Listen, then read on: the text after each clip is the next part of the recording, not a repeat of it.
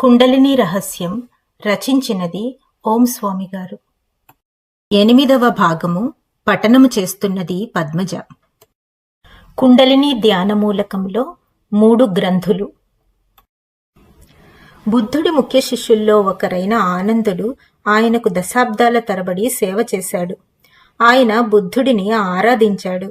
ఆయన మార్గదర్శకత్వం కోసం ఎదురుచూసేవాడు. ఆయనను ప్రేమించాడు. తన జీవితమంతా తథాగతుడికి అంకితం చేశాడు.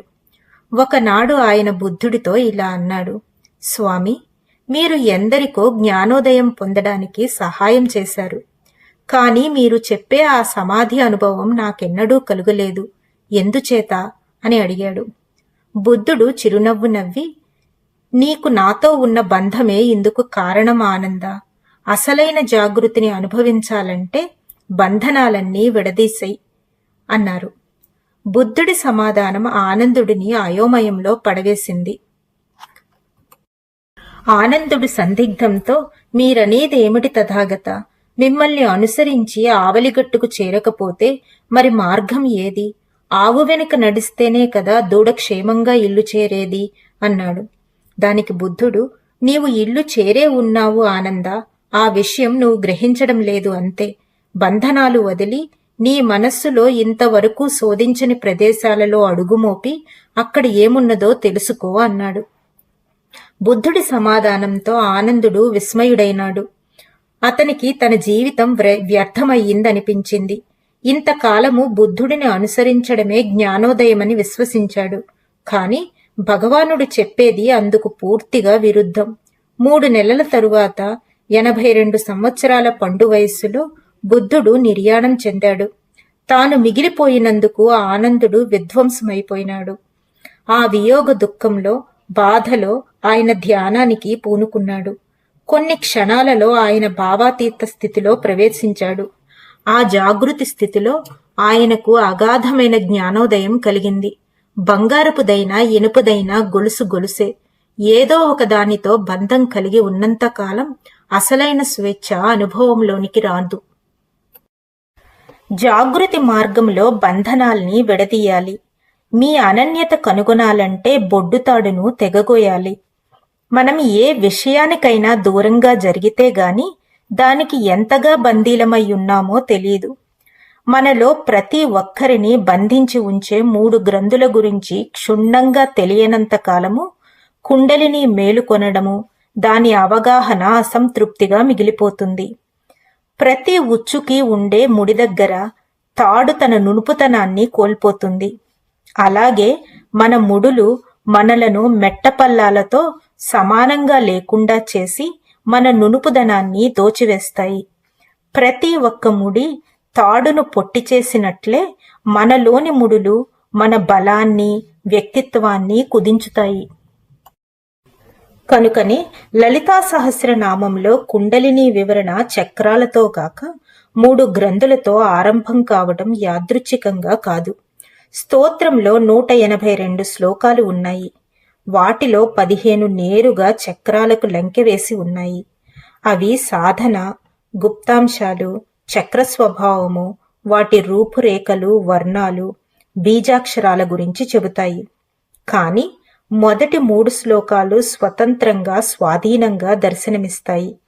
3 గ్రంథులను భేదించడంతో కుండలిని ఎలా వర్ధిల్లి అతిశయించుతుందో మాత్రమే చెబుతాయి. ఆ తరువాత చాలా వ్యవధి వరకు చక్రాల ప్రస్తావనే ఉండదు. ఒక ప్రత్యేక గుణగణాల కారణంగా గ్రంథి భేదన ఒక సాధన అవుతుంది.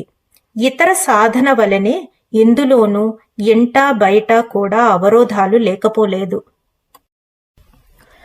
అవరోధాలు అధిగమనము.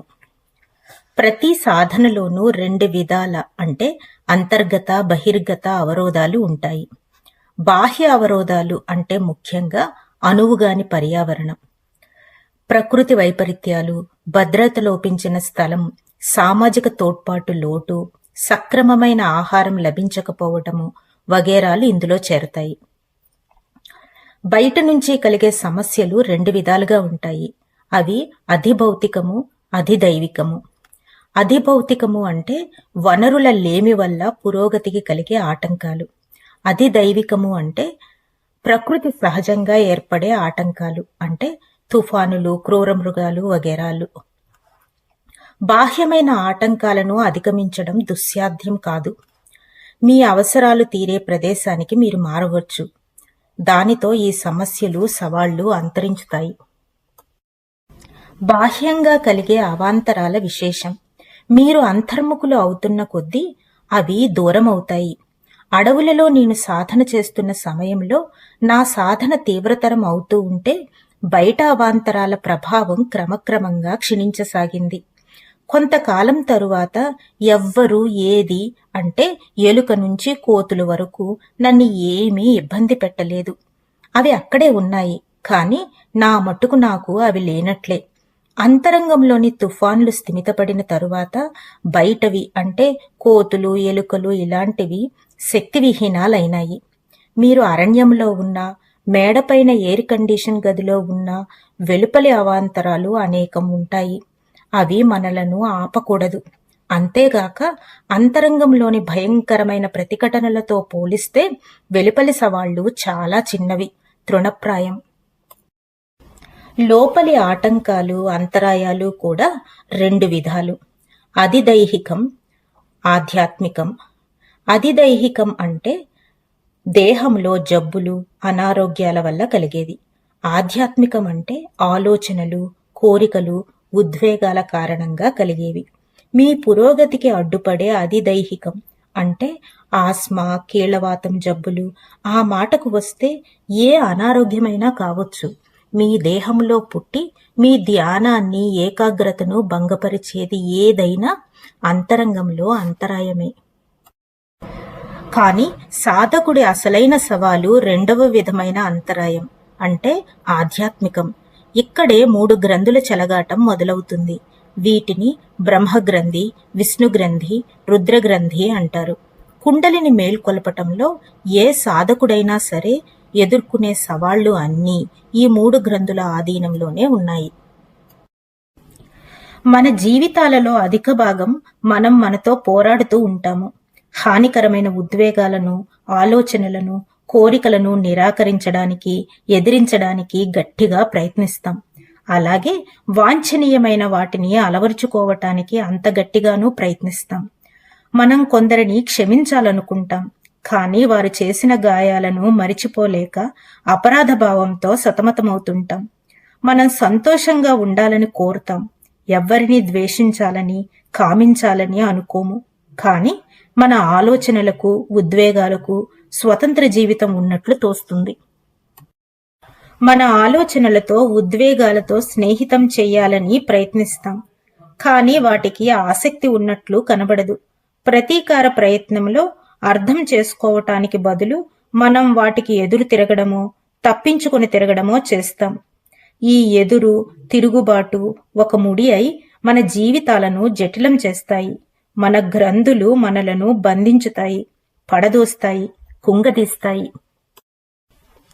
మూలాధారైక నిలయ బ్రహ్మగ్రంథి విభేదిని, మణిపూరాంత రుదిత విష్ణుగ్రంథి విభేదిని, ఆజ్ఞాచక్రాంతరాళస్థ రుద్రగ్రంథి విభేదిని, సహస్రారాంభుజారూఢ సుధా సారాభివర్షిణి, తటిల్లతా సమరుచి షట్చక్రోపరి సంస్థిత, మహాశక్తి కుండలిని విసతంతు తనీయసి. ఇది లలితా సహస్రనామం 38 నుండి 40వ పాదం వరకు తీసుకోవడం జరిగింది. మూలాధారంలో బయలుదేరిన కుండలిని స్వాధిష్టానంలో బ్రహ్మగ్రంథిని భేదిస్తుంది. అక్కడి నుండి మణిపూరక చక్రం దాటి అనాహత చక్రంలో విష్ణుగ్రంథిని భేదిస్తుంది. విశుద్ధ చక్రం దాటి ఆజ్ఞాచక్రంలో రుద్రగ్రంథిని భేదించి ఆ పైన సహస్రారం చేరి పరమానందంలో ఓలలాడుతుంది. ఈ 6 చక్రాలలోనూ పయనించే కుండలిని స్వభావము మెరుపుతీగల వంటిది. అమృతపానమత్తమైన దాని రూపము కలువకాడలో పోగులోని పరమాణువు కంటే సూక్ష్మం. ఈ భాగాన్ని ఇక్కడితో ముగిస్తున్నాను.